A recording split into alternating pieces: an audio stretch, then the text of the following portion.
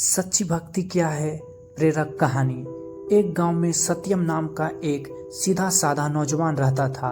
उसके आजीवन भगवान विष्णु की भक्ति करने का मन बना लिया। वह दिन रात विष्णु भगवान की पूजा अर्चना करता रहता था। एक दिन उसे एक साधु बाबा मिले। सत्यम ने साधु बाबा से पूछा, बाबा, मैं भगवान विष्णु को अपना आराध्य देव मानकर उनकी पूजा करता रहता हूँ, किंतु मैं भगवान के दर्शन करना चाहता हूँ। मुझे भगवान की भक्ति का मार्ग बताइए। साधु बाबा ने कहा, बेटा, मैं भक्ति का मार्ग तो तुझे बता दूंगा, किंतु भगवान के दर्शन पाने के लिए अपना अहंकार छोड़ना होगा। इसके साथ ही तू गृहस्थ जीवन में रहते हुए भी भगवान को पा सकता है। लेकिन सत्यम नहीं माना।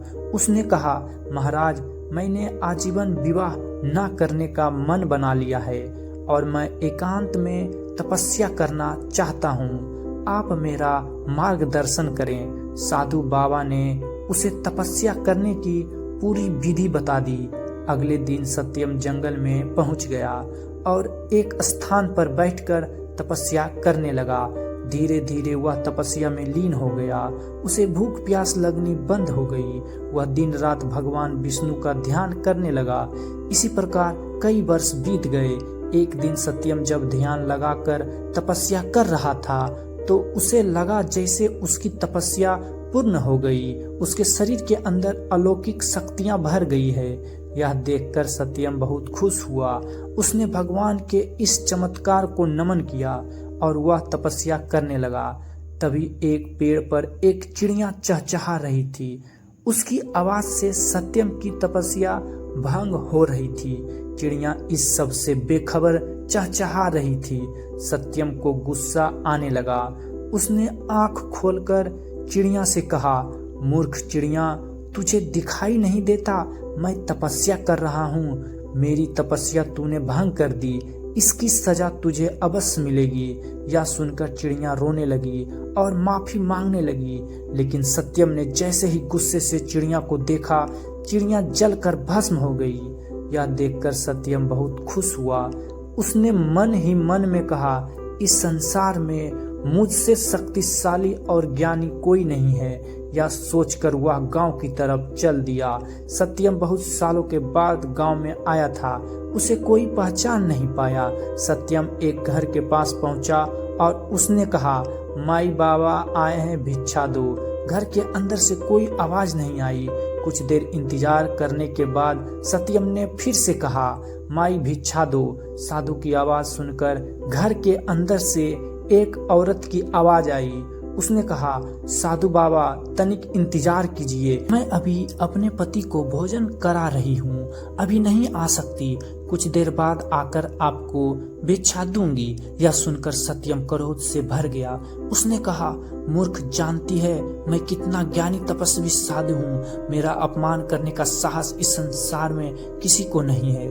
तभी उस घर से आवाज आई, क्षमा कीजिए महाराज, किंतु मैं अपने पति को भोजन कराए बिना बाहर नहीं आ सकती।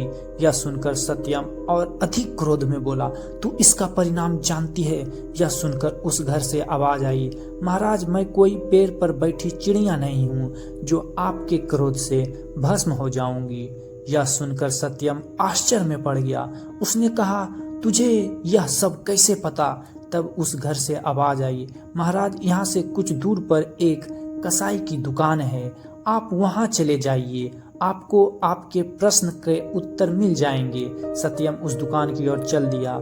वह दुकान पर पहुंचा तो उसने देखा एक कसाई मांस बेच रहा था। सत्यम को देखकर वह दुकान से बाहर आ गया। सत्यम उससे पूछता है। उससे पहले ही कसाई ने कहा, महाराज, आपको उस औरत ने भेजा है जो अपने पति को भोजन करा रही थी। यह सुनकर सत्यम ने कहा, तुम्हें यह सब कैसे पता? वहाँ तो उस समय कोई नहीं था।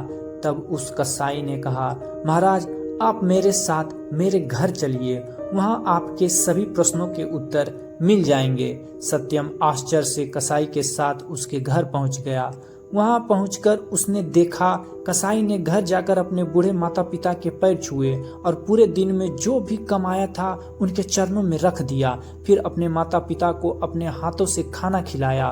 उसके बाद उनके पैर दबाता रहा। जब वे सो गए तब वह कसाई सत्यम के पास आकर बैठ गया। सत्यम का सारा घमंड समाप्त हो चुका था। उसने कसाई के पैर पकड़ लिए और बोला, मैंने बरसों तक तपस्या की जिससे अलौकिक शक्तियां मेरे अंदर आ गई, लेकिन आपको देखकर मेरा सारा घमंड चला गया।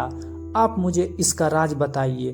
तब उस कसाई ने कहा, जिस औरत ने आपको इंतजार करने के लिए कहा वह अपना पतिव्रत धर्म निभा रही थी।